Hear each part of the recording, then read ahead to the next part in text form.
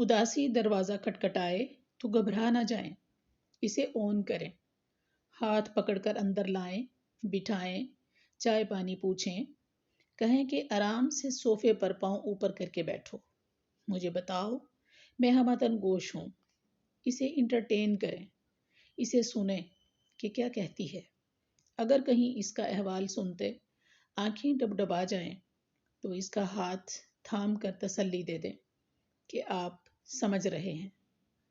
شام کی ملگجی روشنی میں آتش دان کے سامنے جائے نماز بچھائیں تو اسے پاس بٹھا لیں، اس کی موجودگی کو جذب کریں، دعا میں پھیلائے ہاتھوں میں چند قیمتی قطرے اس کو تحفہ کریں، 1-2 دن مہمان رکھ لیں اور پھر عزت کے ساتھ رخصت کر دیں۔